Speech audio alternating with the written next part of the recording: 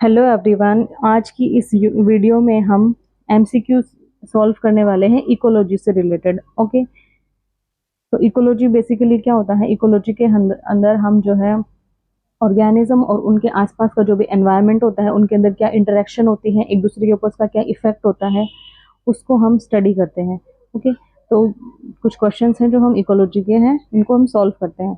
तो the first question is the natural place of an organism और a community is known as, कि किसी भी ऑर्गेनिज्म या फिर कम्युनिटी का जो नेचुरल प्लेस होता है उसको क्या बोला जाता है? तो उसका जो नेचुरल प्लेस हो जाता है, जो लिविंग प्लेस होता है, उसको हम बोलते हैं habitat. So here the answer will be c, habitat. Okay, अब यहाँ पे कुछ और टर्म्स दे रखी हैं, उनको भी हम क्लियर कर लेते हैं। तो फर्स्ट टर्म इज नीश। तो ये नीश क्या होता है कि सपोज किसी एक कोई पर्टिकुलर एक कोई हैबिटेट है, उस पर्टिकुलर हैबिटेट के अंदर किसी एक पर्टिकुलर स्पीशी के जितने भी ऑर्गेनिज्म है या जो इंडिविजुअल है वो एक पर्टिकुलर रीजन में रहेंगे। उस हैबिटेट के अंदर भी उनके अलग अलग रीजन्स होते हैं जिनको क्या बोला जाता है? नीश बोला जाता है। ओके, तो यहाँ पे suppose this is a habitat. आप किसी ट्री को यहाँ पे कंसिडर कर सकते हो कि कोई ट्री है, तो उसके अंदर अलग अलग जो ऑर्गेनिज्म होते हैं उनका अलग अलग नीश होता है। कुछ जो होता है वो ट्री के अपर पार्ट पे रहते हैं, कुछ इंडिविजुअल या फिर कुछ बर्ड्स वगैरह से होते हैं जो उनके लोअर पार्ट पे रहते हैं ट्री के। कुछ ऐसे होते हैं जो उसकी ट्रंक वाले रीजन पे रहते हैं। कुछ इंसेक्ट्स वगैरह होते हैं जो उसके सॉइल वाले रीजन में या रूट वाले रीजन में रहते हैं। तो हैबिटेट उनका सेम है बट उनका नीश जो है वो अलग अलग होता है। ठीक है, सो नीश हो गया। बायोम क्या होता है? डिफरेंट इकोसिस्टम मिलकर के क्या बनाते हैं? बायोम बनाते हैं। हैबिटेट अभी हमने देखा कि किसी भी ऑर्गेनिज्म का जो लिविंग स्पेस होता है उसको हम हैबिटेट बोलते हैं। और हैबिट जो होता है वो नेचर वाइज नेचर होता है किसी भी ऑर्गेनिज्म का, उसको हैबिट बोला जाता है। Okay, so here the answer will B habitat. ठीक है, नेक्स्ट क्वेश्चन में चलते हैं। Which is the renewable exhaustible natural energy resource, कि इनमें से रिन्यूएबल रिसोर्स जो है एनर्जी का वो कौन सा है? तो कोल, पेट्रोलियम और कैरोसिन, ये तीनों क्या है? नॉन रिन्यूएबल है। पर जो बायोमास है ये एक रिन्यूएबल है। बायोमास क्या होता है कि सपोज कोई क्रोपलैंड है तो वहाँ पे बहुत सारे प्लांट्स प्रेजेंट हैं। तो ये प्लांट्स जब डिके होते हैं तो डेड होकर के कहाँ पे जाएंगे? सोइल में ही जाएंगे। सोइल में से इनके जो न्यूट्रिएंट होते हैं या जो मिनरल्स वगैरह होते हैं, जितने भी न्यूट्रिएंट होते हैं, उनको कोई दूसरे जो प्लांट है वो फिर से क्या कर लेंगे? रीअब्जॉर्ब कर लेंगे। रीअब्जॉर्ब करके उनसे अपना न्यूट्रिशन लेंगे। देन अगेन वो प्लांट डिके होगा, अगेन वो सोइल में जाएंगे, अगेन उनको एब्जॉर्ब कर लिया जाएगा। तो इस तरीके से यहाँ पे क्या होता है कि जो बायोमास होता है उसको क्या रिन्यूएबल चलता रहता है, उसकी रिसाइकलिंग चलती रहती है। तो ये क्या बायोमास क्या हो जाएगा? एक रिन्यूएबल एनर्जी सोर्स हो जाएगा, नेचुरल एनर्जी सोर्स हो गया। Okay, next question is according to the Shelford's law of tolerance the organism wide environmental factor tolerance limit show. Shelford ने एक लॉ दिया था जिसे शेल्फर्ड्स लॉ ऑफ टॉलरेंस बोला जाता है, जिसमें उन्होंने ये बताया था कि कुछ ऑर्गेनिज्म होते हैं वो किसी भी जो एनवायरमेंटल फैक्टर होते हैं उसकी एक नैरो रेंज को ही जो है टॉलरेट कर सकते हैं, बट कुछ एनिमल्स ऐसे होते हैं जो एक वाइडर जो रेंज को टॉलरेट कर सकते हैं। सपोज किसी एनवायरमेंट टेम्परेचर के अंदर चेंज हुआ तो एक वाइड रेंज को चेंज को वो लोग टॉलरेट कर सकते हैं, जबकि कुछ एनिमल्स ऐसे होते हैं जो उसकी नैरो रेंज को ही टॉलरेट कर सकते हैं। ओके, तो यहाँ पे पूछा क्या गया है कि जो वाइड रेंज को टॉलरेट कर सकते हैं, तो ऐसे एनिमल्स को, ऐसे जो ऑर्गेनिज्म होते हैं वो क्या करते हैं? वाइड डिस्ट्रीब्यूशन शो करेंगे और हाई पॉपुलेशन साइज शो करेंगे, क्योंकि वो क्या कर सकते हैं कि एक बहुत वाइड रेंज को टॉलरेट कर सकते हैं कि टेम्परेचर के अंदर अगर बहुत ज़्यादा फ्लक्चुएशंस हो रहे हैं तो उसको भी टॉलरेट कर सकते हैं और वहाँ पे वो सर्वाइव कर सकते हैं। Okay, so here the answer will be b. Next question, plant growing under direct sunlight are known as, कि जो सनलाइट के डायरेक्ट सनलाइट में जो प्लांट्स ग्रो करते हैं तो ऐसे प्लांट्स को हम बोलते हैं हेलियोफाइट्स, जिनको हम सन लविंग प्लांट्स भी बोलते हैं। सन लविंग प्लांट्स भी बोला जाता है। एग्जाम्पल जो भी हमारे आसपास जितने भी ट्रीज वगैरह हम देखते हैं ये सब किसके एग्जाम्पल्स हैं? तो ये सभी हेलियोफाइट्स के एग्जाम्पल्स हैं, लाइक नीम, पीपल, बेनियन ट्री, जो भी हैं इसके एग्जाम्पल्स होते हैं। शियोफाइट्स क्या होते हैं? इनको हम शेडो लविंग प्लांट्स भी बोलते हैं। शेडो लविंग होते हैं जो छाया में उगते हैं। ओके, इसके अंदर जो मोसेस आते हैं वो शेडो लविंग प्लांट्स होते हैं। सेमोफाइट्स क्या होते हैं? जो सैंड के अंदर ग्रो करते हैं। बीच वगैरह के आसपास जो सैंड प्रेजेंट होती है, तो सैंडी सोइल चाहिए होती है उनको, वहाँ पे ये ग्रो करते हैं। ओके, इसका एग्जाम्पल आप याद रख सकते हो, सैंड राइस इसका एग्जाम्पल है। ओके, और डाइकोट्स क्या होते हैं? तो डाइकोट्स वो होते हैं जिनका जो सीड होते हैं उसके अंदर 2 कोटिलीडन होते हैं, जैसे कि इसका एग्जाम्पल चना हो गया, ग्राम हो गया, और जो पीज होते हैं मटर, ये सब किसके एग्जाम्पल्स हैं? डाइकोट्स के एग्जाम्पल हैं। तो यहाँ पर जो सनलाइट में जो प्लांट ग्रो करते हैं उनको हम क्या बोलेंगे? हेलियोफाइट्स बोलेंगे। Okay, next question is plants growing under shade are known as. तो अभी आया था जो शेड में जो प्लांट ग्रो करते हैं उनको हम बोलते हैं शियोफाइट्स। तो जो शेडो लविंग जो प्लांट्स होते हैं उनको हम शियोफाइट्स बोलते हैं। Okay, next question is an orchid living on a tree exhibit. कोई ऑर्किड है वो किसी ट्री के ऊपर रहता है, तो ये किस टाइप का कनेक्शन शो करते हैं?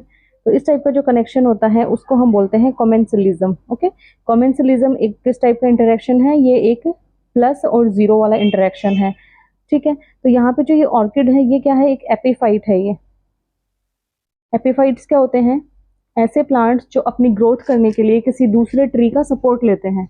ठीक है, उसके सहारे सहारे वो अपनी ग्रोथ करते हैं, ऊपर बढ़ते हैं।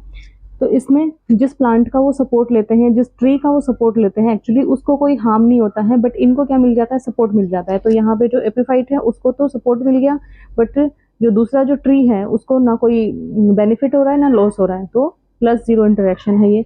प्रीडेटर जो होते हैं, तो ये जो प्रीडेशन वाला जो इंटरेक्शन है ये कैसा है? प्लस माइनस वाला है। इसमें जो प्रीडेटर होता है उसको बेनिफिट होता है, लेकिन जो प्रे होता है उसका लॉस होता है। ओके, तो प्लस माइनस वाला इंटरेक्शन है।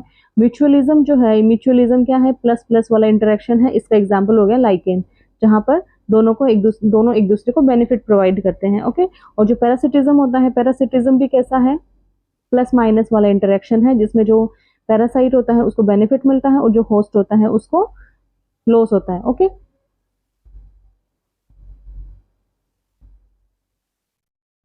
Next question is which statement is correct with respect to the food chain. Food chain के लिए इनमें से कौन सा स्टेटमेंट है वो करेक्ट है? Every component of food chain forms trophic level. Okay, next interrelation between different food chain is known as food web, ये ठीक है। All the chains found by nutritional relation is used to understand energy flow and all of the above. तो यहाँ पे ये सारे statement हैं ये करेक्ट है। ठीक है, क्योंकि हर एक फूड चेन के अंदर जो भी एक किसी एक पर्टिकुलर ट्रॉफिक लेवल पे जो भी ऑर्गेनिज्म प्रेजेंट है, तो वो अपना एक पर्टिकुलर ट्रॉफिक लेवल बनाता है। लाइक सपोज ग्रास है, देन कैटल है, देन कार्निवोरस है ना? तो इनका एक अलग ट्रॉफिक लेवल होता है, इनका अपना एक ट्रॉफिक लेवल होता है, और कार्निवोरस का अपना एक ट्रॉफिक लेवल होता है। So every component of food chain forms a trophic level. तो यहाँ पे सारे स्टेटमेंट हैं ये करेक्ट है। So the answer will be all of the above. D will be the answer. Next question is the process of vernalization is practised in. Vernalization क्या होता है कि किसी भी प्लांट को जब हम उसके नेचुरल एनवायरनमेंट में जब इंट्रोड्यूस करते हैं, तो उससे पहले क्या होता है उसको, तो वर्निलाइजेशन के प्रोसेस में हम क्या करते हैं, ऐसे ट्रीज को जो कोल्ड कंट्रीज में क्या होता है कि उनको पहले लैब में प्रैक्टिस किया जाता है। So it is done in cold countries. So the answer will be ए।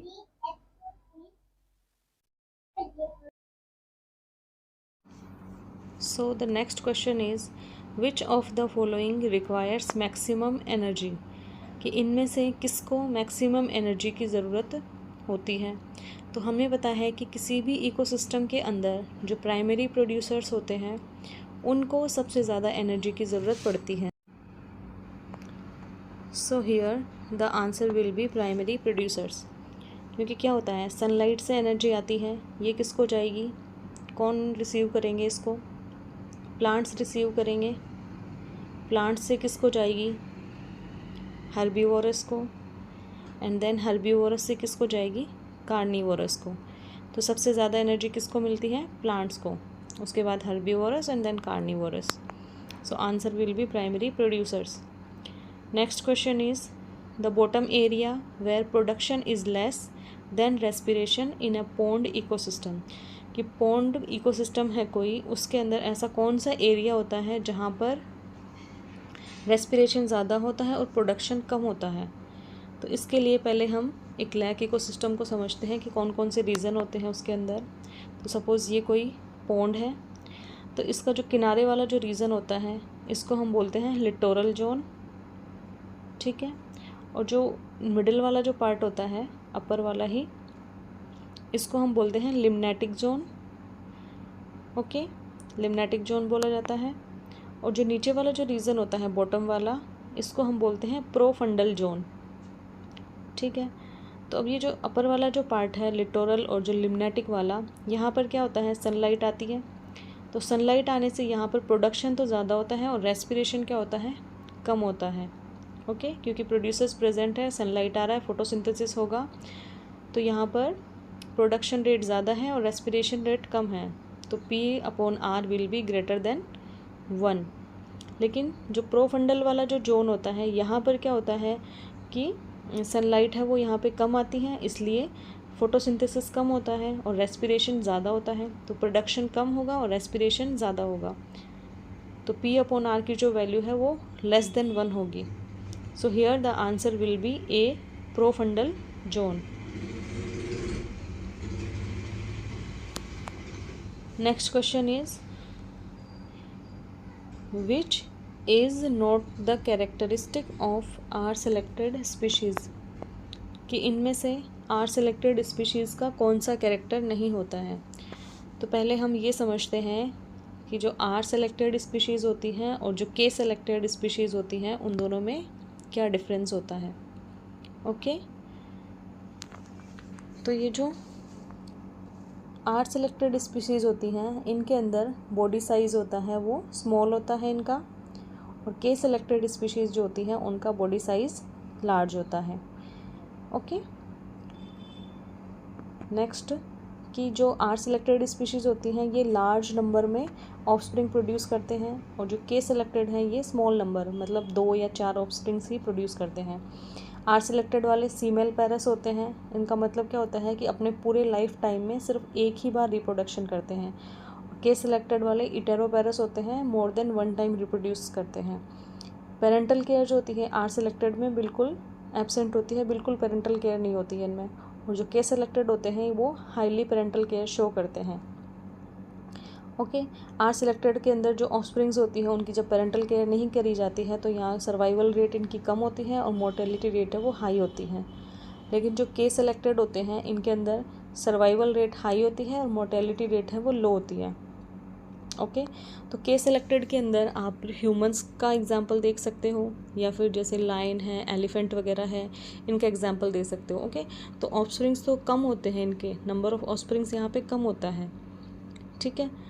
जैसे लाइक ह्यूमंस में हम देखेंगे तो हम 2 या 3 ऑफस्प्रिंग होते हैं, बट उनकी हाईली पेरेंटल केयर करते हैं, मोर्टेलिटी रेट कम होती है, सर्वाइवल रेट ज़्यादा होती है।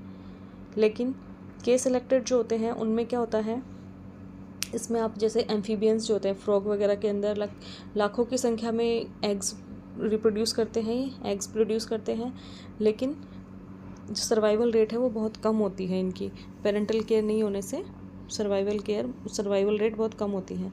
सो यहाँ पर जो आंसर होगा that will be option b, क्योंकि पेरेंटल केयर इनमें नहीं होती है।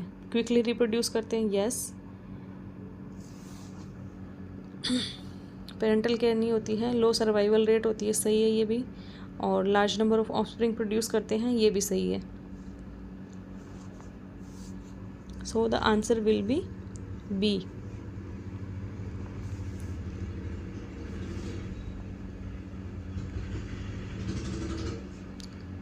Next question is which is not the characteristic of a population, कि इनमें से पॉपुलेशन का क्या कैरेक्टर नहीं होता है। तो नेटिलिटी होती है जिसको हम बर्थ रेट बोलते हैं, सॉरी गलती से डेथ रेट लिख दिया, नेटिलिटी को बर्थ रेट बोला जाता है, तो ये भी पॉपुलेशन का कैरेक्टर है। मोर्टेलिटी जो होती है, डेथ रेट होती है, ये भी पॉपुलेशन का कैरेक्टर है। और सेक्स रेशियो है तो ये भी पॉपुलेशन का कैरेक्टर है कि लाइक कितने फीमेल्स हैं और कितने मेल्स हैं। लेकिन ये जो स्ट्रेटिफिकेशन जो है ये पॉपुलेशन का कैरेक्टर नहीं है। स्ट्रेटिफिकेशन किसका कैरेक्टर है? ये किसी रिवर या पॉन्ड का कैरेक्टर है। ओके, जहाँ पर क्या होता है कि जो वाटर होता है उसका टेम्परेचर अलग अलग रीजन में अलग अलग होता है। तो ऊपर की जो लेयर होती है वाटर की उसको एपिलिमनियन बोला जाता है, जहाँ पर क्या होता है सनलाइट गिरती है जिसकी वजह से पानी का जो टेम्परेचर होता है वो ज़्यादा होता है और डेंसिटी है वो कम होती है। ओके, हॉट वाटर होता है यहाँ पर। और जो नीचे वाला जो रीजन होता है इसको हाइपोलिमनियन बोला जाता है। तो यहाँ पर सनलाइट नहीं आती है इसलिए यहाँ का जो पानी होता है वो कोल्ड होता है, डेंसिटी भी हाई होती है, तो इसको हाइपोलिमनियन बोलते हैं। जो मिडल वाला जो पार्ट होता है इसको मेटालिमनियन बोलते हैं और अपर वाला पार्ट जो होता है उसको एपिलिमनियन बोला जाता है। ओके, एपिलिमनियन, मेटालिमनियन, हाइपोलिमनियन। तो जो स्ट्रेटिफिकेशन है ये पॉपुलेशन का कैरेक्टर नहीं है, ये किसका कैरेक्टर है? पॉन्ड या लेक इकोसिस्टम का कैरेक्टर है। Next question is allelopathy refers to, कि एलिलोपैथी क्या होती है? तो प्लांट्स के अंदर क्या होता है, प्लांट्स या फिर कोई भी स्पीशी, उनके अंदर क्या होता है कि वो अपनी बॉडी से कुछ ऐसे टॉक्सिन्स रिलीज़ करते हैं जो किसी दूसरी स्पीशी के जो ऑर्गेनिज्म है उनकी ग्रोथ को इनहिबिट करते हैं। मतलब अपने आसपास या अपने एनवायरनमेंट में किसी दूसरी स्पीशी को वो ग्रोथ नहीं करने देते हैं। Okay, so the answer A will be correct. Inhibition of growth of one species by another by the production of toxins.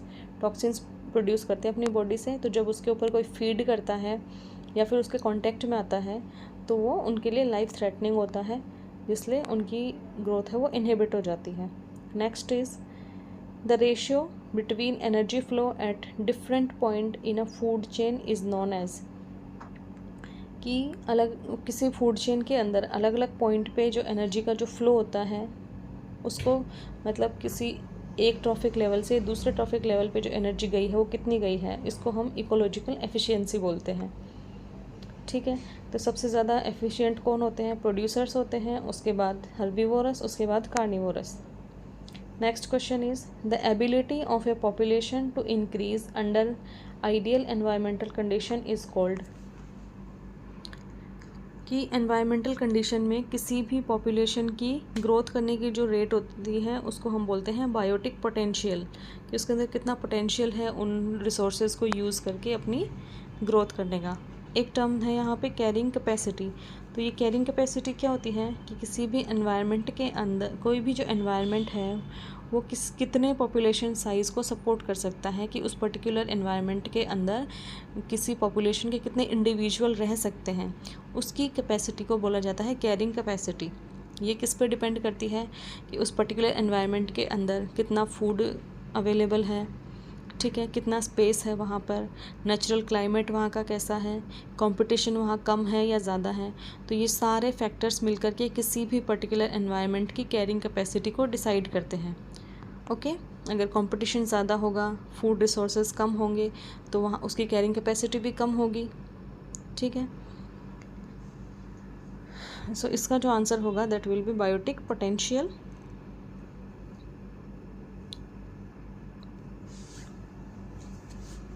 Next question is in an ecosystem the energy flow is always, कि किसी भी ecosystem में जो energy flow होता है वो कैसा होता है?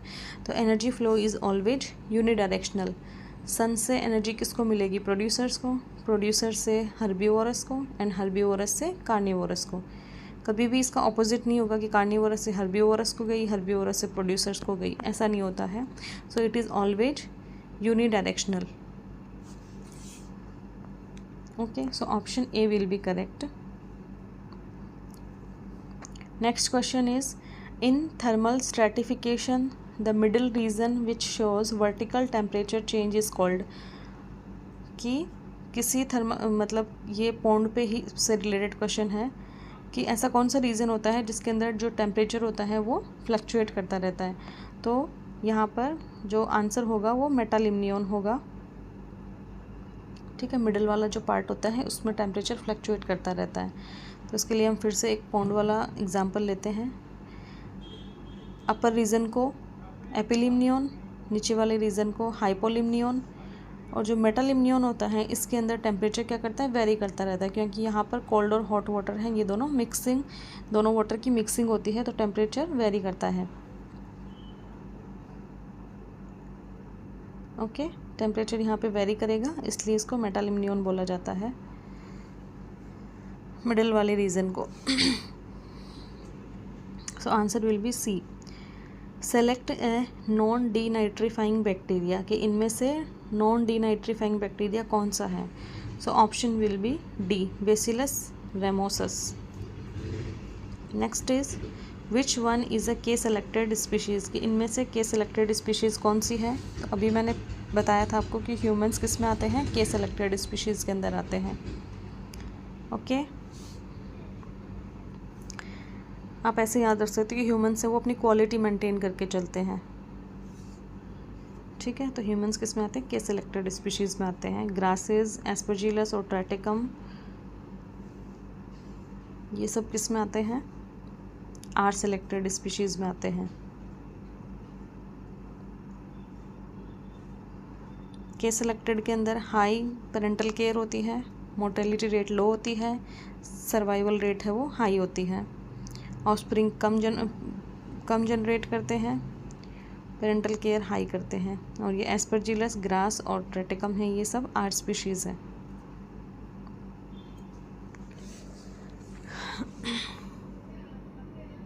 So answer is b. Next, all species of lemur are endemic to which area, कि लीमर है वो कौन से एरिया में इंडेमिक है, तो Madagascar. Next, the upper part of an aquatic ecosystem contain, कि एक्वेटिक इकोसिस्टम के अंदर जो अपर पार्ट होता है वहाँ पे कौन रहते हैं। तो हम एक एक्वेटिक इकोसिस्टम देखते हैं, तो इस एक्वेटिक इकोसिस्टम में बॉटम में जो रहते हैं इनको हम बोलते हैं बेंथोस, जो बॉटम में रहते हैं जैसे कि लार्ज फिशेस वगैरह। अपर जोन में जो रहते हैं उनको हम बोलते हैं प्लैंकटन, जो कि वहाँ पे क्या होते हैं, प्रोड्यूसर्स होते हैं। ओके, इनको फाइटोप्लैंक्टन बोला जाता है, ये अपर पार्ट में रहते हैं। ठीक है, और बॉटम में कौन से रहते हैं, बेंथोस रहते हैं। और जो नेक्टोन्स होते हैं ये क्या होते हैं, कुछ स्मॉल फिशेस वगैरह होती हैं जो पानी के अंदर फ्लोट करते रहते हैं। ऐसे ऑर्गेनिज्म जो पानी के अंदर फ्लोट करते रहते हैं उनको हम बोलते हैं nekton. So here the answer will be plankton.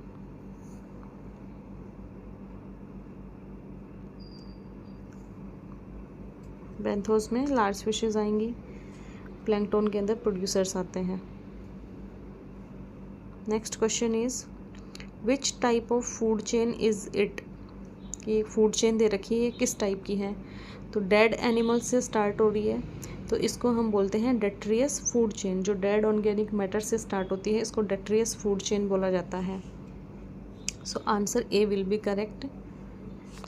Decomposer food chain किससे स्टार्ट होती है, जो डीकम्पोजर्स होते हैं लाइक कुछ बैक्टीरिया वगैरह होते हैं, तो उनसे जो फूड चेन स्टार्ट होती है उसको डीकम्पोजर फूड चेन बोलते हैं।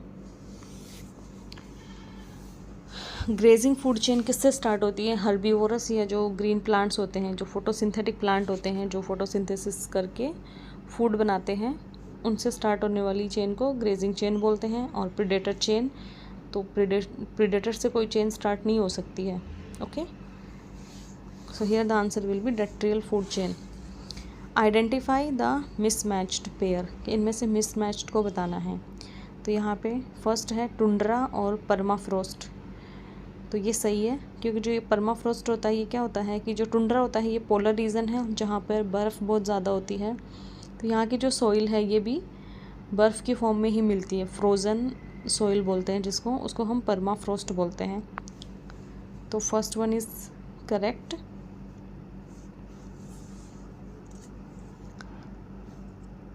Next is permafrost.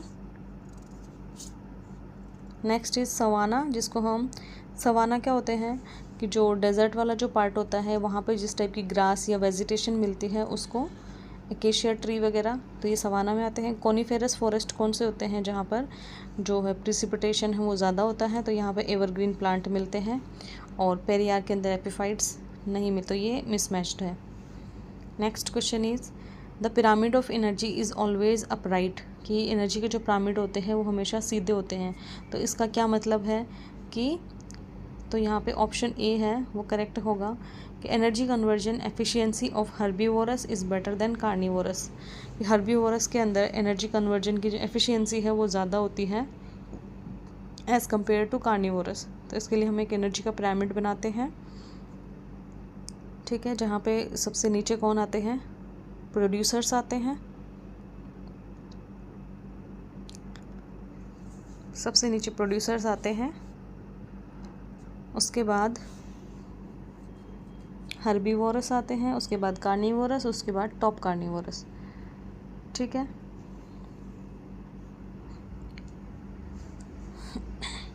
तो जो हर्बीवोरस होते हैं उनको ज़्यादा एनर्जी मिलती है एज़ कम्पेयर टू कार्निवोरस, और जो टॉप कार्निवोरस होंगे उनको सबसे कम मिलेगी, प्रोड्यूसर्स को सबसे ज़्यादा मिलेगी।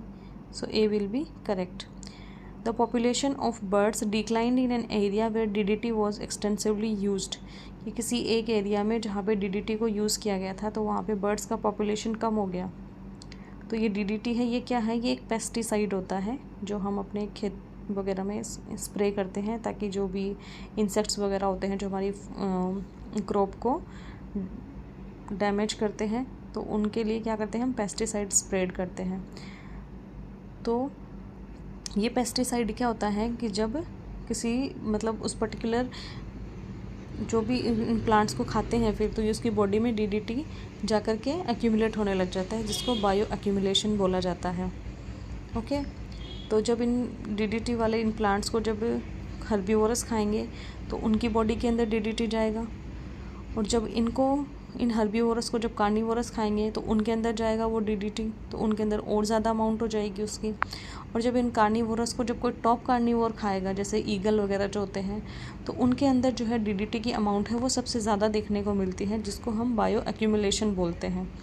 ओके, तो इस बायो एक्यूमुलेशन की वजह से यहाँ पर क्या हुआ कि इन बर्ड्स के जो एग्स थे वो इतने वीक हो गए थे कि उनके ऊपर जो कैल्शियम का जो शेल होता है वो उनका वीक हो जाता है। वीक होने से क्या हुआ कि ये जो एग्स हैं ये हैचिंग से पहले ही टूट जाते हैं, जिससे इन जो अंदर जो भी एम्ब्रियो होता है उसकी डेथ हो जाती है। इस वजह से इनकी जो पॉपुलेशन साइज़ है वो डिक्लाइन हो गई थी, ठीक है। तो बायो एक्यूमुलेशन वर्ड है वो यहाँ पे आपको याद रखना है। So the answer will be b, the eggs laid by the bird did not hatch. Next question is which of the following lake zone has phytoplankton in abundance, कि कौन से लेक जोन में फाइटोप्लैंक्टन अबंडेंस होते हैं, मतलब ज़्यादा मिलते हैं। तो अभी हमने देखा था कि जो लिम्नेटिक जोन होता है वहाँ पे सबसे ज़्यादा मिलते हैं ये, है ना, अपर पार्ट में, क्योंकि वही वहाँ पे प्रोड्यूसर्स होते हैं ना जो सनलाइट को कैप्चर करके फोटोसिंथेसिस करके फूड बनाएंगे, तो लिम्नेटिक जोन में सबसे ज़्यादा होते हैं।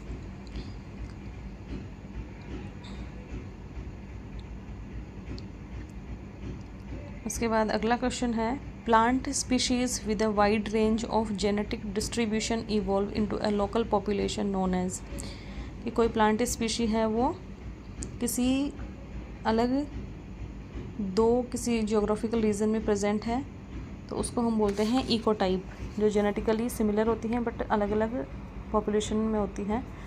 पॉपुलेशन क्या होता है, एक ही टाइप के ऑर्गेनिज्म जो ग्रुप में रहते हैं उनको पॉपुलेशन बोलते हैं। डिफरेंट पॉपुलेशन मिलकर के इकोसिस्टम बनाते हैं और डिफरेंट टाइप ऑफ इकोसिस्टम मिलकर के बायोम बनाते हैं, ठीक है। डिफरेंट इकोसिस्टम मिलकर बायोम का फॉर्मेशन करेंगे। Next 29th question, DB is the abbreviation used for the quantitative expression of, तो ये किसी एक पर्टिकुलर पॉल्यूटेंट को शो करता है ये, ठीक है। क्वांटिटेटिव एक्सप्रेशन दर्शाता है कि किसी एनवायरनमेंट में कोई एक पॉल्यूटेंट है जो उस